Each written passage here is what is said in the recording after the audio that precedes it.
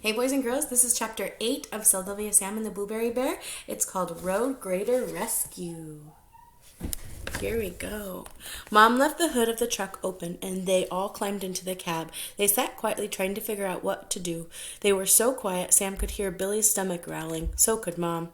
"Where's the sack of donut holes?" she asked. "I think Neptune got them," said Sam. They looked in the back. Neptune was fast asleep in the sun, full of donut holes and bear-chasing adventures.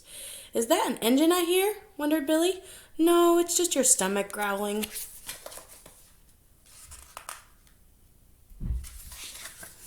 Teased Sam. He and Billy poked and pushed each other. "Wait a minute, boys, stop. I think Billy's right," said Mom. They listened. Sure enough, it was an airplane engine, and it was coming closer.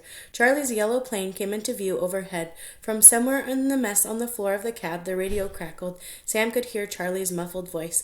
"Find that radio!" cried Mom, and the boys prowled through the debris. "Got it!" called Billy, pulling a portable radio out of his pocket of Charlie's work coveralls. He handed it to Mom. Charlie, this is Rose. Do you read me?" She spoke into the radio. "I copy you, Rose. I'm en route to Windy Bay. Good thing I spotted you. Looks like you've had a breakdown."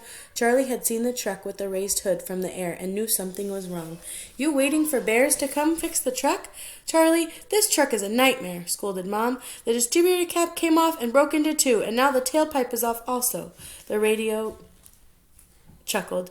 "Guess it might be time for a new truck," said Charlie. "I think Danny is driving the road grader somewhere around here. I'll try to raise him on the radio and get him to pick you up." "Thanks, Char," began Mom, but she was interrupted by another voice on the radio. "Hey, Charlie, I copied your radio call," he said. "I was headed to town, but as soon as I turn this thing around, I'll go pick them up." "Roger that. Thanks, Danny." "November 171 Delta clear," crackled Charlie as he signed off. "Thanks, Danny, I'm clear," echoed Mom as she signed off too.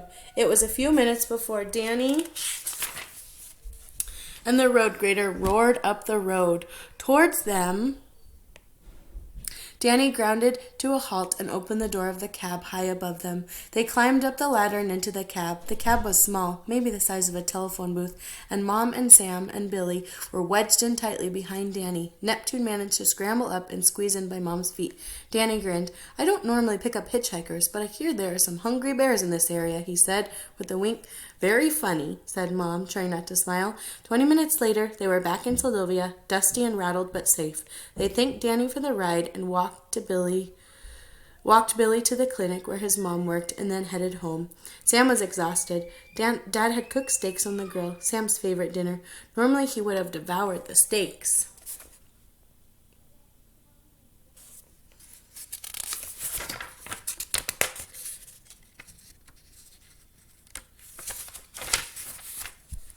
And talked nonstop to Dad about all his adventures, but tonight Sam was almost too tired to eat. When he finally dropped into bed, Sam sighed. The soft blanket and cool pillow, he could feel himself drifting off. If only the first day of school wasn't tomorrow.